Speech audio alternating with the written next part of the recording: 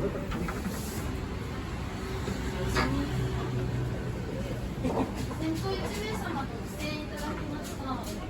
学にも、しかも同じ、全く同じ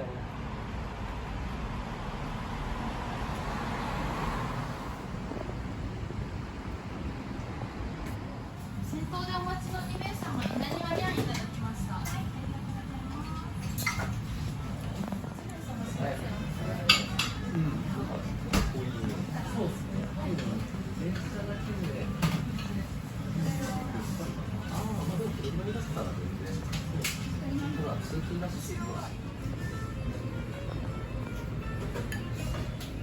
りがとうございます。ありがとうございます。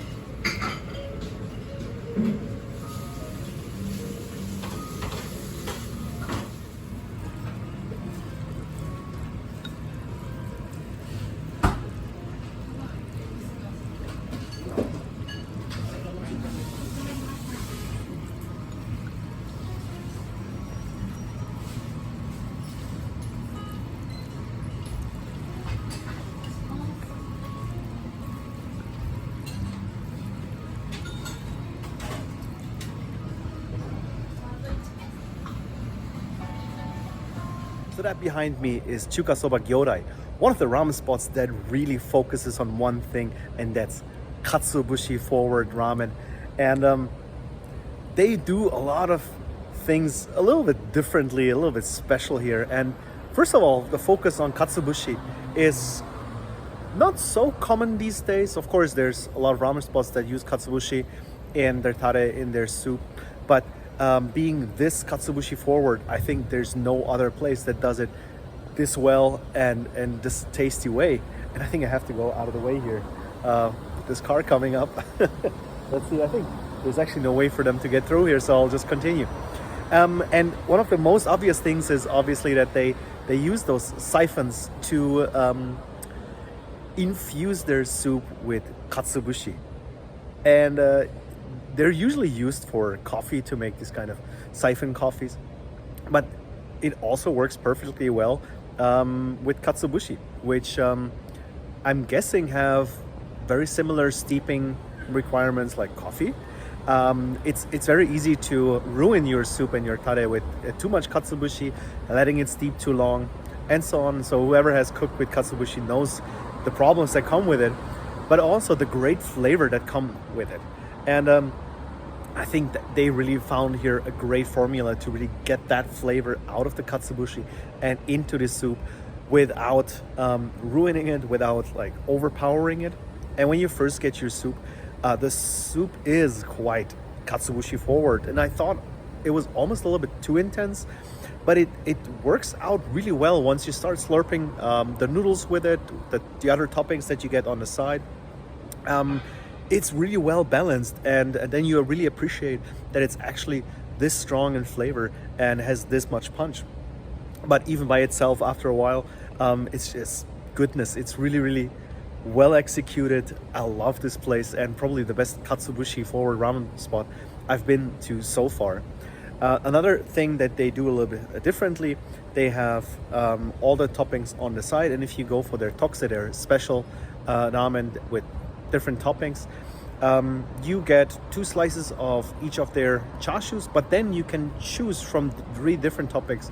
You can get just more chashu, but you can also get quail eggs, you can get bamboo shoots and menma. Little bit, you saw 2 different types that I both went for. Kikurage. There's a lot of chaos going on here today. You can choose from like a different host of toppings here, and I think there's really something for everyone. So I really recommend going for that option that gives you the choice of different things. They also have tsukemen on the menu. They also have a different noodle type on the menu, which they try to explain, but I did not fully understand. So I'll have to add that information down in the description or in a comment. Maybe if you check the comments down below, you'll find the information with what they also have. The other thing that they have is a aedama, so an extra portion of noodles that you saw at the end, which I would say at the bottom is basically chicken oil and tare, but a very, very rich and Katsuobushi forward tare with a lot of Katsuobushi flakes shaved into it as well, which made me feel like almost as if it's a Katsuobushi pesto. And when I think about why is Katsuobushi pesto not a thing, because it should be a thing, and here it kind of is a thing. Very, very good. Normally I drop my aedama in the soup at the end, or like I eat half the aedama just as it is and then drop the rest into the soup. But here I just finish the whole aedama as it is. This could be a dish standing on its own.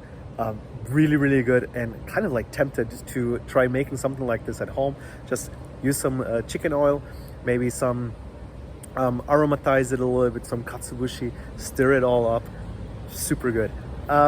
Yeah, and yeah, that's all from me here, and I think that's all I have to say about this ramen shop for today. Thanks for watching, and if you want to hear me talk a little bit about ramen, check out the Ramen in Japan podcast. Check out the Ramen Network Discord. You can find a lot of ramen nerds there talking about ramen in Japan, home cooking, and also how to open your own ramen shop. And yeah, that's all from me. See you guys in the next one.